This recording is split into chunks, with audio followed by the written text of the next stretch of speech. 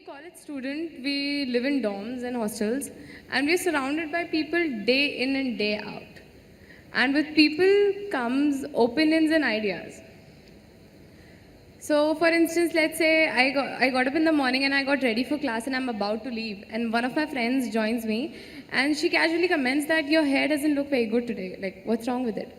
So, some of us are of the type that we will rush back to our rooms and just fix it somehow. Might mean that might even mean that we are late for class. But let's say I didn't even do that. Let's say I didn't even do that. But that thing would keep going in my mind, like throughout. I would be in the class, but I'll be thinking about my hair. So it is. Others' opinions and ideas have a very deep effect. Although it varies from person to person, the amount of effect it has. But how do we take the good out of it and still not lose our individuality and uniqueness in the process? Now, in this world, more money, probably 10 times or even 100 times more money is being spent on hair products than on the brain products. So it looks like a whole lot of people don't care what is inside, they only care what is outside. So, for those people who are in a certain state of their life where they need to intensely focus on something, very intensely, where they need undivided attention to achieve what they want to achieve, normally we shave their heads, you know so that they don't have to stand in front of the mirror every day. See, I don't have to stand in front of the mirror, every day I look the same. So I don't have to check how am I looking today. So when you're focused on something else, certain things get less significance.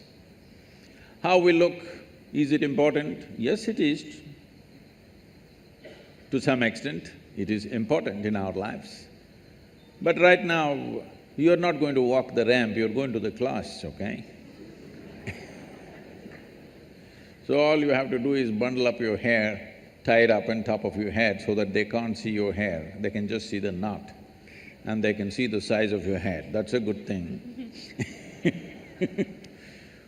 It is not that one should not be concerned about their appearance, of course it matters, but where does it matter, where does it not matter is something we have to decide.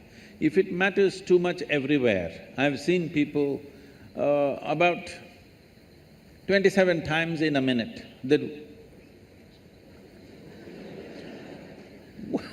if you're adjusting your hair half the time in your life, what the hell are you going to do of any significance?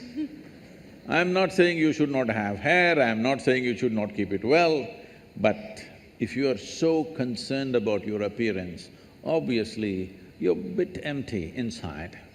There's some more stuff within you. You wouldn't be so concerned about your appearance. Taking care of our appearance to a certain extent is important. Well, if you're going into the films or you're a model or something, you have to take care of it much more, maybe. But for an engineer, if you're presentable, it's fine, huh? And so, it doesn't end at the appearances. It's about the general opinions of life and about ourselves. Let's say anything about us that they have, that people have, they somehow Whatever affect kind of us. opinions. Maybe behavioral traits, like somebody tells me, you speak very loudly, maybe. You speak very loudly all the time, why do you do that? Maybe, I mean, it hasn't happened with me, I'm just giving an example. So, how do we take… like, I was it's a about very to tell you casual your trousers comment. are torn, but I didn't tell you. There was a time when I lived in denims, nothing but denims, okay? Only Levi's. And because of motorcycling and all kinds of things, they would get torn. We had to get it from United States, otherwise they were locally not available in 60s. So we used to patch it up, but now people are tearing it up and then wearing it.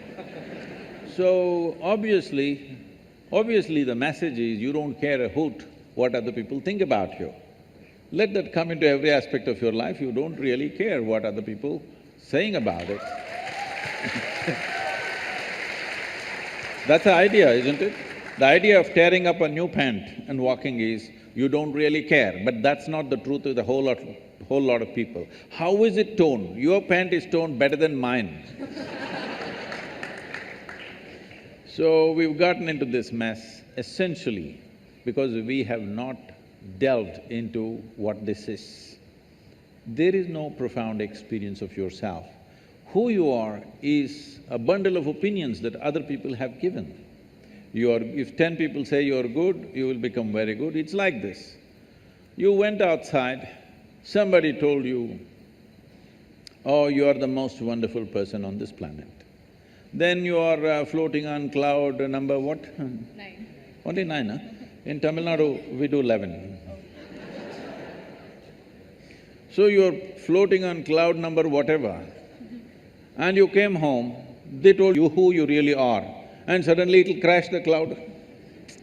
Floating on a cloud is not a wise thing, you're bound to crash, isn't it? Hello? Floating on a cloud is not a safe thing to do, you are bound to crash. So, whatever this floating on cloud number whatever is not a good thing because somebody blows you up. I must tell you this. If you have to settle this within yourself, one important thing is, this happened to me in a certain way. My daughter started traveling with me when she was 3.5 months old alone. So I'm driving my little Maruti all over the country, this is the time when I'm building Isha Foundation, and my right leg is always heavy.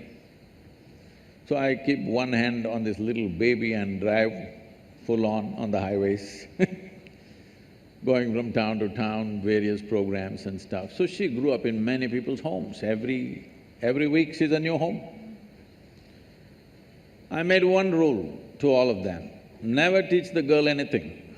You're not going to teach her ABC, you're not going to teach her 1, 2, 3, you're not going to teach her Mary had a little lamb, because I don't care whether Mary had a lamb or not.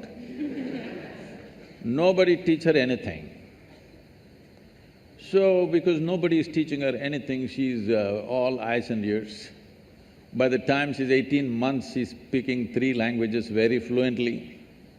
Nobody taught her anything. I said, no rhymes, no 1, 2, 3, no ABC, nothing. She grew up like this and I wouldn't have sent her to school, but my schedules were crazy, plus no company of that age group around, she's the only girl. So I put her into school. When she was around 12, one day she came home little disturbed because of what happened at the school. And she said, you're teaching so many things to everybody, you're not teaching me anything. I said, well, I am not known to do these things unsolicited. Now that you've come, we could try something. I said, see, this is all you need to know. You never look down on anybody, nor do you ever look up at anybody. Then she looked at me like this, what about you, kind of thing. I said, see, if you look up to me, you will miss me completely.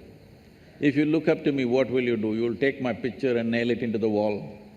You will miss who I am. The value of who I am will be completely missed if you look up to me. You have to just look at me for what I am, for everything that I do, not look up to me. If you look up to me, you know, nailing is all that'll happen. So this is a simple thing, never look down on anybody, never look up to anybody. As simple as it sounds, this means you have no judgment in your head as to what is good, what is bad, what is high, what is low, what is virtue, what is sin. You're willing to look at life just for what it is.